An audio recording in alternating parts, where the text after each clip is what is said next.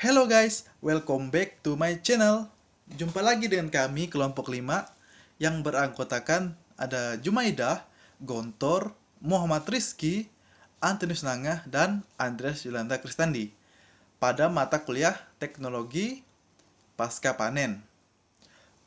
Pada video kali ini, kami akan memaparkan beberapa metode pengawetan yang dapat Anda semua gunakan ketika ingin mengawetkan sebuah hasil pertanian atau perkebunan, khususnya pada hasil perkebunan komoditi buah naga.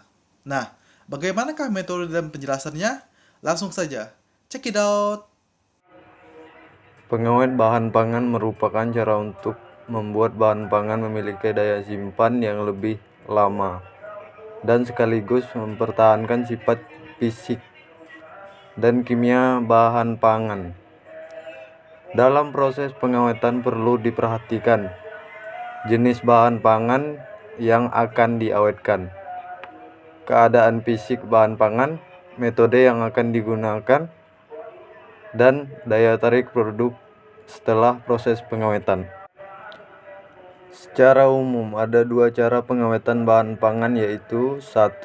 Pengawetan secara fisik, contoh pemanasan, pendinginan, pembekuan, pengalengan, pengeringan, dan iridiasi. 2. Pengawetan secara biokimia, contoh dengan menambahkan enzim, penambahan bahan kimia, pengasinan, pemanis, dan pemberian bahan pengawet. Pengawetan dengan suhu dingin berfungsi untuk menjaga makanan tetap awet dengan mencegah laju reaksi enzim dan perkembangan mikroba pengurai yang dapat menyebabkan pembusukan. Pembahasan. Metode-metode yang digunakan untuk pengawetan makanan semuanya didasarkan pada prinsip umum, mencegah atau memperlambat penyebab pembusukan, baik itu penguraian oleh mikroba maupun reaksi enzim. Laju reaksi umumnya meningkat seiring dengan meningkatnya suhu dan menurun dengan menurunnya suhu. Sifat ini dimanfaatkan untuk pengawetan makanan dengan mendinginkan atau membekukan bahan makanan. Ini akan menghambat kerusakan makanan atau pembusukan akibat reaksi penguraian oleh enzim atau mikroba yang terdapat di makanan. Ini diterapkan misalnya dalam penggunaan lemari es atau kulkas untuk menyimpan dan mengawetkan makanan, seperti buah. Buah biasanya disimpan pada suhu di sekitar kurang 1 Celcius sampai 4 Celcius. Pada suhu tersebut, pertumbuhan bakteri dan proses biokimia akan terhambat dan buah akan dapat bertahan dengan baik selama beberapa hari sampai beberapa minggu. Assalamualaikum warahmatullahi wabarakatuh. Perkenalkan, nama saya Muhammad Rizky Ramadan. Saya akan membahas tentang modifikasi atmosfer kemasan. Metode ini dilakukan dengan cara mengatur konsentrasi oksigen dan karbon dioksida sesuai dengan yang diinginkan.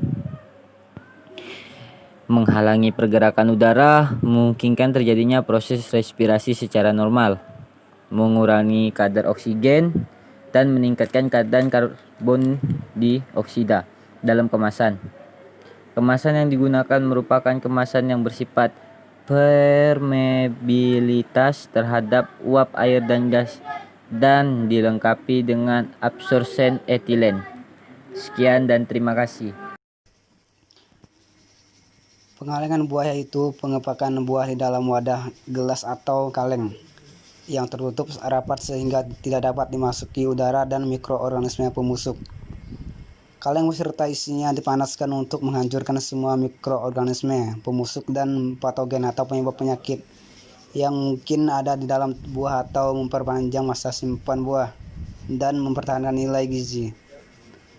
Proses pemanasan ini harus secepatnya diikuti dengan proses pendinginan untuk mencegah terjadinya overcooking dan aktifnya kembali mikroorganisme yang tahan panas.